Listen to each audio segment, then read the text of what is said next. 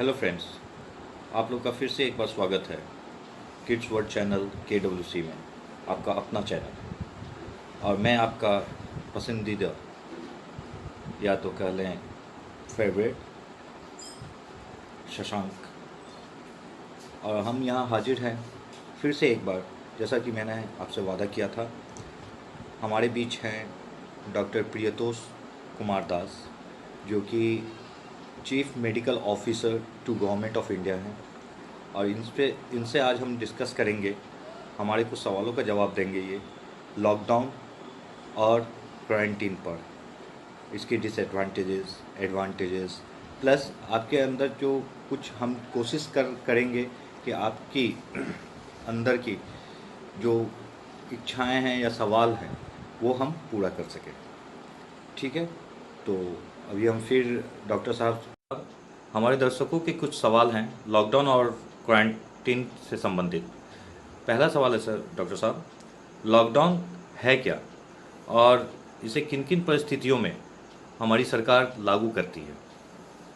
Lockdown का अर्थ है कि आदमी के मूवमेंट पर कंट्रोल करना, ताकि आदमी को कुछ सीमित क्षेत्र में बंद करके रखा जा सके। इसका मुख्यतः उद्देश्य होता है कि कोई जो संक्रमित बीमारी है उसको फैलने से रोकने के लिए ऐसा किया जाता है, ताकि ये और लोगों में नहीं फैले। एक छोटे से पॉकेट में वो बीमारी रह जाए और जिसको की जांच करके उसका पता करके उस बीमारी पर कंट्रोल किया जा सके, इसलिए लॉकडाउन किया जी। जाता है। अच्छा डॉक्टर साहब, दूसरा सवाल था, ये भी लॉकडाउन ही से संबंधित है। लॉकडाउन के एडवांटेज और डिसएडवांटेज क्या, फ़ायदा और गैर फ़ायदा क्या है? क्योंकि लोग इसे ये चीज़ समझ नहीं पा रहे हैं, हमें जो लग रहा है। देखिए, लॉकडाउन तो आपको जैसे पता होगा कि हम लोग दूसरे पर्व में हैं। पहला पर्व जो 21 दिन का था वो तो समाप्त हो चुका, और उस समय हम लोग सिर्फ सफाई की बात करते थे, साबुन से हाथ धोएं, सैनिटाइज़र यूज करें, तो लगता था इसी से बीमारी ठीक हो जाएगी। लेकिन जी 21 दिन के बाद हमें ये लग रहा है कि वो कदम बहुत कारगर सिद्ध नहीं हुआ। जी आज भी बीमारी उसी तरह से बढ़ रही है जैसे पहले हो रहा था। जी तो इसलिए लॉकडाउन से बहुत फ़ायदा नहीं हुआ है, लेकिन बहुत नुकसान भी नहीं हुआ है। जिस तरह से यूरोपियन देशों में बीमारी का जिस तरह से आविर्भाव हुआ और जिस तरह से बढ़ा, उस तुलना में हमारे देश में बीमारी बहुत ही संयमित रूप से बढ़ रही है। हालांकि अभी तक बढ़ ही रही है, कंट्रोल नहीं हुआ है, चाहे पीक नहीं पहुंचा है, लेकिन पश्चिमी देशों की तुलना में काफ़ी कम है। तो इसको हम जी लोग लॉकडाउन के फायदे को देख रहे हैं। जी वहीं लॉकडाउन में एक बहुत बड़ा है जी माने नुकसान है आर्थिक विकास का। आर्थिक विकास एकदम ठप हो जाता है, जीरो पर चला जाता है। जी तो आप समझ सकते हैं कि कितने लोग हैं जो सरकारी नौकरियों में हैं। जी तो उतने लोगों को सरकार मान ले कि आप तनख्वाह देगी बिना काम करवाए, कहीं भी रहे, लेकिन बाकी लोग जो कि करीब 99% देश की जनसंख्या का भाग है, जो सरकारी नौकरी में नहीं है, वो कैसे चलाएंगे अपने को? प्राइवेट सेक्टर है, उसकी आमदनी बिल्कुल रुकी है, तो वो कैसे चलाएंगे? तो ये एक ये है जो डिसएडवांटेज है जी लॉकडाउन का, जिसमें कि आर्थिक स्थिति काफ़ी चरमरा जाती है। जी और इसका असर ज़्यादातर उन लोगों पर पड़ता है जो रोज़ काम करने वाले मजदूर हैं। जी उनका काम बिल्कुल ठप होता है और उनको खाने पीने का काफ़ी दिक्कत हो जाता है। हालांकि सरकार इस बारे में बहुत कुछ करने के लिए कर रही है और कर भी रही है सब जगह, जी लेकिन कितना भी किया जाए पर्याप्त नहीं होता है इस तरह का जी व्यवस्था। जी। अच्छा डॉक्टर साहब, हमारा एक और सवाल था लॉकडाउन से ही संबंधित, हमारे दर्शकों का। नॉर्मली क्या हो रहा है, अभी देखा जा रहा है कि लॉकडाउन के दौरान लोग बीमार हो रहे हैं अंदर, और उनको उनको उस स्थिति में ये समझ में नहीं आता है कि हम बाहर कैसे जाएं और कैसे ये करें। अब दूसरी चीज़ है कि अब छोटी मोटी चीज़ों के लिए तो सरकार भी इजाज़त नहीं दे रही है कि आप कहीं भी आप लेके जा सकते हैं। तो अभी जैसे किसी को फीवर आ रहा है या कुछ उस तरह का सिम्टम्स हैं, लेकिन वो कोरोना तो हो नहीं सकता है, कुछ और कारण से भी है, तो शुरू में उन्हें क्या प्रिकॉशन लेना चाहिए इस लॉकडाउन के इसमें? ये जो अभी जो स्थिति है लॉकडाउन में, देखिए एक साधन लॉकडाउन है जिससे हम बीमारी को कुछ हद तक रोक सकते हैं। अभी तक जो हमारा अनुभव है। दूसरा है कि सिर्फ लॉकडाउन करने से नहीं होगा। अगर मान लीजिए आपने लॉकडाउन कर दिया और बीमारी को पकड़ने का कोशिश नहीं किया कि जल्दी से जल्दी समाज में कहाँ व्याप्त है बीमारी, कौन से लोग हैं, कौन ग्रुप है जो जहाँ पर हो रहा है ये चीज़, उसको जब तक आप नहीं तेज़ी से, कि मैं कह रहा था कि लॉकडाउन में अगर हम किसी को लॉकडाउन करके रखते हैं, जी। उसको घर तक ही सीमित रखते हैं, जी। तो ये बीमारी इससे ठीक होने की संभावना नहीं है पूरी तरह। जी। तब ये है कि जब हम लॉकडाउन में रखते हैं तो आदमी को एक जगह हमने बांध दिया। जी। अब मेरा दूसरा पक्ष है कि हमारे पास इतना ये क्षमता होना चाहिए कि जल्दी से जल्दी ज़्यादा से ज़्यादा लोगों का टेस्ट कर दें जी। कोरोना का। जी। टेस्ट करने से क्या होगा कि पता चलेगा, और ये जितने जल्दी पता करेंगे उतना जल्दी कंट्रोल होगा। मान लीजिए आज 5,000 केस हैं देश में और कल वो 15,000 हो जाए, जी। परसों 20,000 हो जाएगा। जी। तो इस तरह बढ़ता जाएगा। अगर आज ही हम सारे जगह जांच कर लें तो यहीं पर अगर हम केस को रोक दें, आगे बढ़ने से रोक जी। दें, तो बहुत अच्छा होगा। जी। तो ये दूसरा पहलू है कि हमारे पास जांच की सुविधा, बीमारी को डायग्नोस करने की सुविधा होनी चाहिए और ये बहुत ही वार्ड लेवल पर ये काम जी। होना चाहिए, जी। तब हम उम्मीद कर सकते हैं। और तीसरा है पब्लिक को ये शिक्षित करना कि लॉकडाउन उनके जान को बचाने के लिए, जी। उनके अपने लोगों के बचाने के लिए किया जा रहा है, जी। न कि किसी दूसरे को। कोई भी अगर बीमार है, आप देखेंगे कि ये बीमारी जो है परिवार के अंदर सभी सदस्यों को पकड़ लेता है। तो बिल्कुल। हर परिवार का, हर व्यक्ति का ये जिम्मेवारी होता है कि अगर उसको शंका है कि हमें कुछ है तो उसे सरकार के पास जाना चाहिए, हॉस्पिटल में जाना चाहिए, और जल्दी से जल्दी ये बीमारी जो अथॉरिटीज़ हैं उनको पता चल जाए, ताकि जो सुरक्षा के कदम है जल्दी से जल्दी लिए जाए, जान को बचाया जा सके, लोगों को बचाया जा सके और बीमारी को तुरंत कंट्रोल किया जा सके। डॉक्टर साहब, जैसे आपसे हमारी पहले बात हो रही थी तो आपने बताया था कि आपके हॉस्पिटल में जो बिहार शरीफ में है, गवर्नमेंट ऑफ इंडिया के अंतर्गत, तो उसमें भी क्वारंटाइन का सुविधा दिया गया है, वहाँ पे बनाया गया है बिहार सरकार के और केंद्र सरकार के जरिए। तो अभी आपने मैं ये जानना चाह रहा था कि जो पेशेंट्स आते हैं आपके पास, तो उनको कोरोना के लक्षण जो हैं कुछ स्पेसिफिक हैं, जो क्योंकि फीवर तो किसी को भी हो सकता है, उसके साथ बदन दर्द किसी को भी हो सकता है, सर दर्द किसी को भी हो सकता है, सर्दी किसी को भी हो सकता है एक साथ, लेकिन कोई ज़रूरी तो नहीं है ना कि ये कोरोना ही है। इन केस अगर कोरोना है उसे या नहीं है, तो उसे क्वारंटाइन में ये कैसे डिसाइड होता है कि कोरोना ही का ये लक्षण है या कुछ और है? देखिए, अगर हम सिर्फ लक्षणों की बात करें, जांच को बाद में करते हैं, तो लक्षणों के अगर बात करें तो उसमें सबसे बड़ी बात है कि एक शब्द है जो हम मेडिकल वर्ड में टर्म में यूज़ करते हैं, टॉक्सिसिटी। जी। टॉक्सिसिटी हुआ कि आपको देख के लगेगा ये व्यक्ति बहुत बीमार है। जी। सर्दी, खांसी, छींकना सब कुछ होता है। जी। लेकिन आप देखेंगे कि सर्दी में सब कुछ होता है, सर्दी हो रहा है, छींक रहा है, थोड़ा बुखार भी है, लेकिन वो काम कर रहा है। जी। समझे ना, वो ऐसा नहीं है कि वो बिस्तर पकड़ लेता है, अपना घूम रहा है, काम कर रहा है। लेकिन इस हालत में क्या होता है कि शरीर का जो है ना, काम करने की क्षमता बहुत कम हो जाती है। जी। तो ठीक से वो कर नहीं पाता है कोई काम को, वो अपने को अनुभव करता है कि हम बहुत बीमार हैं। जी। ये एक क्लिनिकल है, मतलब क्लिनिकल मतलब कि उपचार के दौरान पाया जाता है। उसके बाद हम लोग उसको टेस्ट करते हैं। जी। टेस्ट में पाते हैं अगर वो कोरोना पॉजिटिव है तो उसको संक्रमित माना जाता है, तो उसको अलग रखा जाता है। और उसके परिवार के जो लोग उसके संपर्क में आए, परिवार के, पड़ोस के, बाहर के, उन सबको ढूंढ के अलग क्वारंटाइन में रखा जाता है। क्वारंटाइन हुआ कि उसमें हम ऐसे व्यक्ति को रखते हैं जिसमें संभावना है बीमारी को पकड़ने की, जो अभी तक हुआ नहीं है, उजागर नहीं हुआ है। हो सकता है इंक्यूबेशन पीरियड में हो, बीमारी हो उसको, जो 10 दिन बाद विकसित होगा। तो इसीलिए उसको अलग रखते हैं ताकि अगर बीमारी के लक्षण आए तो उसको भी इलाज किया जा सके और समाज से दूर रहे, ताकि और लोगों को नहीं हो उससे। अच्छा, ये देखने में आया है डॉक्टर साहब कुछ दिनों में, पिछले दिनों, कि क्वारंटाइन में लोग बहुत डर जाते हैं, वहाँ जाने से डरते हैं। कई लोग जैसे दरभंगा ही में अभी 1-2 दिन पहले क्वारंटाइन में ही एक अधेड़ व्यक्ति ने खुदकुशी कर ली। कई लोग भाग जाते हैं। तो ये डर क्यों है इनके अंदर? ये हम सोचते हैं इसलिए लोग डरते हैं, इसलिए हैं क्योंकि क्वारंटाइन में एक तो आतंक है, कोरोना हो गया, तो सीधा लोग सोचते हैं कि ये शायद हम बचेंगे या नहीं बचेंगे, लेकिन ऐसा बात नहीं है।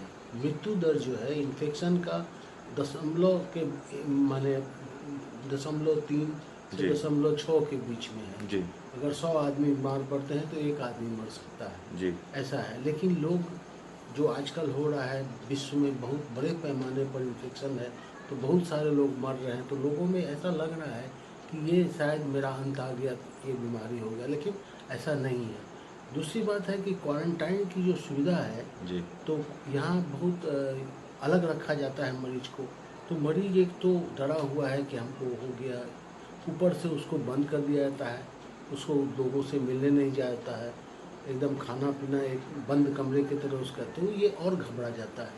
इसीलिए इस तरह की स्थिति में उसका मानसिक उपचार भी होना चाहिए, साइकोलॉजिकल ट्रीटमेंट बहुत ज़रूरी है, ताकि उसका मनोबल ऊंचा रहे और जी। बीमारी से लड़ने का उसमें हिम्मत रहे, जी ताकि जी ठीक, क्योंकि ज़्यादा संभावना है कि कोई भी ठीक हो जाएगा, बिल्कुल। मरेगा ये संभावना बहुत ही कम है।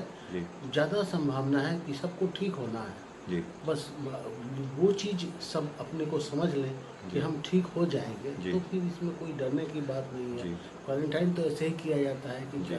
क्वारंटाइन में है कि एक व्यक्ति को दूसरे व्यक्ति के संपर्क नहीं होना चाहिए, जी ताकि बीमारी किसी दूसरे में नहीं चला जी। जाए, इसलिए किया जाता है।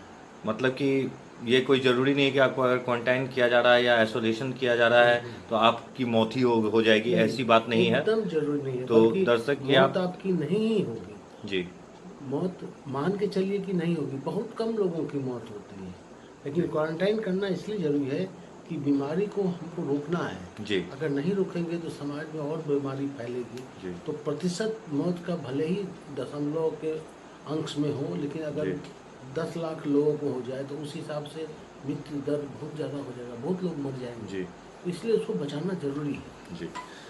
डॉक्टर साहब एक और सवाल था, जैसे कि कोरोना वायरस का जो इन्फेक्शन है ये पूरे विश्व में अभी जो है क्या स्थिति है, इसे कैसे हम सब मिलकर रोक सकते हैं? कोरोना वायरस की जहाँ तक बात है तो विश्व अभी तक इस प्रयास में पूरा विफल रहा है, और जितने भी विकसित देश हैं वो सब तो कहीं भी कुछ भी नहीं कर पा रहे हैं। सिर्फ केस बढ़ते जा रहा है, रेस्ट्रिक्शंस जैसे मूवमेंट, लॉकडाउन कहीं भी है कहीं नहीं भी है, लेकिन केस कोई भी किसी देश के कंट्रोल में नहीं है। जो इन्फेक्शन का रेट है वो बढ़ ही रहा है। दूसरा है कि जांच की सुविधा पर्याप्त नहीं है, ताकि जो देश जैसे अमेरिका ऐसा देश जिसको कि सभी संसाधनों की कोई कमी नहीं होनी चाहिए, लेकिन वो भी जांच पूरा नहीं कर पा रहा है जितना उसको करना चाहिए, क्योंकि उतने जी। संसाधन उसके पास नहीं है। जी। तीसरा है रोकने का तरीका इलाज। तो इलाज में आपको पता होगा कि जैसे अभी वैक्सीन बनने के क्रम में स्टेज है, पे। अभी बना ही है, उसके बाद जी। फिर उसका ट्रायल होता है। जी। ये सब समय लेने वाली चीज़ें हैं, जी 1 साल लग जाता है एक वैक्सीन को ट्रायल करके बनने में। जी तो अभी उतना समय लगेगा उस सब चीज़ में। और दवाइयाँ जो हैं वो सब इम्पेरिकल हैं, कोई मानता है ये अच्छा है वो अच्छा है, लेकिन वैज्ञानिक रूप से किसी भी दवा का पुष्टिकरण नहीं हुआ है कि ये इस बीमारी में काम करता है। ठीक तो है। इस बीमारी में किसी तरह का उपचार काम नहीं करता है। जी एक ही चीज़ है कि बीमारी को अलग थलग करके और उसको माने समाज में अलग कर दें बीमार लोगों को, जी और फिर उनका इलाज करें, तो बाकी जो समाज के लोग हैं वो सब में वो नहीं फैलेगा, और जिसमें है वो भी धीरे धीरे कम होता चला जाएगा। लोग ठीक होते जाएंगे, बीमारी कम होता जी जाएगा। जी तो जांच करना ये बहुत ही जरूरी है। बोले पहले भी मैं चुका हूँ कि वार फुटिंग पर ये जांच होनी चाहिए।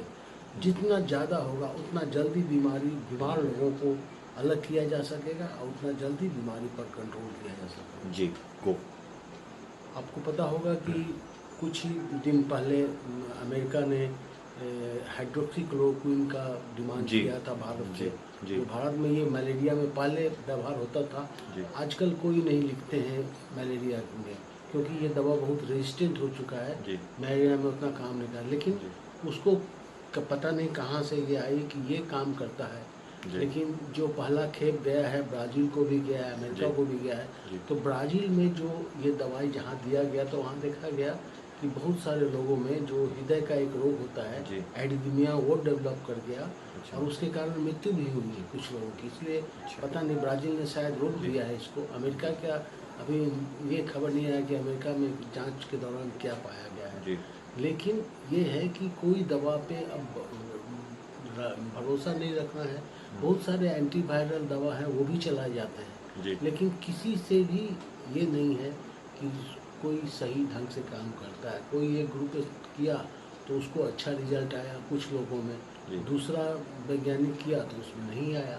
तो इस तरह का है, जी कोई प्रूफ नहीं है किसी भी दवा का जो इसको कंट्रोल कर सकता है कोरोना को। मतलब कहने का मतलब ये हुआ आपका कि अभी आप कोई भी अननेसेसरी दवाई नहीं लें, एक्सपेरिमेंट ना हाँ करें हाँ अपने ना ऊपर, करें, हाँ हाँ जिससे आपको और कोई मर्ज डेवलप हो जाए उसके कारण, या उससे आपके बचाव की जगह आप और मुसीबत में आ जाएं, हेल्थ आपकी मुसीबत में आ जाए, ऐसा कोई काम ना करें। हाँ। ठीक है अच्छा ना? से भोजन करें, जी आराम करें खूब। अगर आप संक्रमित हैं, चाहे तबीयत अगर किसी तरह से खराब है तो आप उसको आराम करें, भोजन अच्छा से करें, हवादार रूम में रहें ताकि संक्रमण का ये कम रहता है। अगर बंद कमरे में कोई रहते हैं संक्रमित व्यक्ति है तो उसमें बहुत फैलने का डर रहता है। अगर हवादार कमरा है तो वहाँ इन्फेक्शन का रेट बहुत कम हो जाता जी है। तो इस तरह के में रहें। और सबसे बड़ी बात है कि जो आम लोग हैं उसको समझाएं।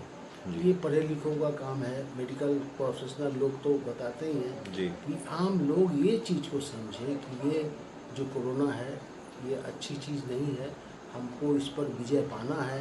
और विजय पाने के लिए हमको लॉकडाउन का जो नियम है उसको पालन करना है, जांच में सहयोग करना है जी सरकार को, ना कि विरोध करना है। कहीं जी कहीं विरोध भी हो रहा है जो जी बहुत ही दुखद बात है, ये एकदम नहीं होना चाहिए। जी अच्छा डॉक्टर साहब, एक आखिरी सवाल है कि अभी आप खुद क्वारंटाइन हॉस्पिटल के, जिसको क्वारंटाइन बनाया गया है सरकार द्वारा, आप उसके चीफ मेडिकल ऑफिसर हैं, तो आप लोगों को कैसी परेशानियां, क्या क्या दिक्कतें आ रही हैं इसमें?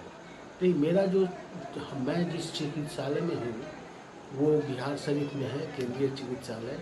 तो उसको क्वारंटाइन सेंटर बनाया गया है, लेकिन वो शहर से थोड़ा हट के जी है, बाहर में है। जी तो वहाँ सुरक्षा के उतने उपाय नहीं है, क्योंकि क्वारंटाइन जब भी होगा तो मरीज को देखा गया है कि लोग रहना नहीं चाहते हैं ऐसे जहाँ पर बहुत सुविधा तो नहीं दी जाती है। कमरा होता है, खाने पीने की सुविधा होती है। जैसा कि मैं कह रहा था कि मैं केंद्रीय चिकित्सालय बिहार शरीफ में कार्यरत हूँ। वो चिकित्सालय शहर से थोड़ा अलग है, जहाँ पर क्वारंटाइन सेंटर बनाया गया है कि अगर मरीज की संख्या बढ़ेगी तो वहाँ भी क्वारंटाइन किया जाएगा। सारी व्यवस्था हो चुकी है, लेकिन अभी मरीज उतना नहीं है, इसलिए शहर में ही रखे हैं। सदर अस्पताल में है, कुछ वहाँ वर्धमान मेडिकल कॉलेज है वहाँ है, जी लेकिन हमारे यहाँ अभी नहीं रखा गया है। अगर संख्या ज़्यादा होगी, रखने की दिक्कत होगी, तब यहाँ रखा जाएगा। जी तो ये हाँ बोलिए डॉक्टर साहब। तो इसीलिए अभी तो नहीं है, हम्म, लेकिन वो बनाया गया है उस। जी अच्छा डॉक्टर साहब, जैसा कि हमें जैसा सूत्रों ने बताया है कि अभी डॉक्टर्स के पास और मेडिकल स्टाफ्स के पास पर्याप्त मात्रा में, तो छोड़िए कि कहीं भी पीपीई किट या टेस्टिंग किट या सैनिटाइजेशन, ये चीज़ की व्यवस्था नहीं है, तो आप इस पे थोड़ा रोशनी देना चाहेंगे? नहीं, व्यवस्था नहीं है ये कहना ठीक नहीं होगा। पर्याप्त नहीं हो, ये हो सकता है, जितना जी चाहिए उतना नहीं हो, हम्म, लेकिन सरकार लगी हुई है इसमें। बहुत सारे वॉलंटरी ऑर्गेनाइजेशन है जो पीपीई दे रहे हैं, बना के जी मुहैया करा रहे हैं अस्पतालों में। टेस्टिंग की सुविधा और बढ़ी है, ऐसे सरल टेस्ट किए जा रहे हैं जो जल्दी जिसके परिणाम आते हैं और जल्दी पता चल जाता है। जी तो इस तरह की काम हो रही है। वेंटिलेटर का भी काफ़ी वेंटिलेटर मैंने हम्म, इलाज के लिए उपलब्ध है, और जी बहुत बाकी बहुत सारे कंपनियां हैं जो बना रहे हैं और जी। कुछ दिनों में काफ़ी पर्याप्त मात्रा में ये सब हो जाएगा। जी। बात ये है कि ये तो पहली बार इस तरह का माने एक संक्रमण हुआ है जी। जिसके लिए विश्व तैयार नहीं था। जी। और भारत तो एक विकासशील देश है, संसाधन के इसमें साधन उतने नहीं जी। है, लेकिन उस हिसाब से भारत अभी हमको लगता है कि विश्व में सबसे अच्छा व्यवस्था जी। कर रहा है बीमारी को रोकथाम के लिए और बीमारी से उबरने के लिए। जी। डॉक्टर साहब, आप कुछ अपने दर्शकों को कोई संदेश देना चाहेंगे? मैं दर्शकों को यही कहूँगा कि क्वारंटाइन के नियम का पालन करें और उसके बाद जो आपके आसपास में हैं उनकी परेशानियां हैं तो उनको सरकार के माध्यम से चाहे अपने माध्यम से उनके जो आर्थिक दिक्कतें हैं उसको भी थोड़ा देखने का प्रयास करें, सरकार की मदद उन तक पहुँचाएँ। और तीसरी बात है कि हर व्यक्ति को ये बताएं अगर कि ये लॉकडाउन कितना महत्वपूर्ण है, जी। सब इसका पालन करें। हम एक सभी भारतीय एक हैं और एक जैसे रहें। हम अपने को बचाएंगे, अपने परिवार को बचाएंगे, अपने समाज को बचाएंगे, देश को बचाएंगे। जी। इस भावना से मैं सबको यही आग्रह करूंगा, प्रार्थना करूंगा कि ये जो क्वारंटाइन का जो सिद्धांत है उसको पालन करें ताकि हम इस बीमारी को पर विजय पा सकें। जी। धन्यवाद डॉक्टर साहब, आपका महत्वपूर्ण टाइम देने के लिए और इतनी अच्छी जानकारी देने के लिए। उम्मीद है कि दर्शकों को इससे ज़रूर फ़ायदा होगा। थैंक यू डॉक्टर साहब, थैंक यू। तो आपने सुना अभी डॉक्टर प्रियतोष कुमार दास को, जो chief medical officer to government of India हैं। और ये अभी आपने सुना, हम डिस्कस कर रहे थे लॉकडाउन और क्वारंटाइन और कोविड-19 के मुद्दे पे, जो कि इन्होंने बहुत ही विस्तृत से जानकारी दी और काफ़ी अच्छी जानकारी थी। उम्मीद है कि आप लोगों को इससे फ़ायदा होगा। अगर आप भी कोई सवाल पूछना चाहते हैं डॉक्टर साहब से तो आप पूछ सकते हैं। हमारे कमेंट बॉक्स में आप कमेंट कीजिए। विदिन 2 to 4 आवर्स आपको इसका जवाब मिलेगा। Thank you.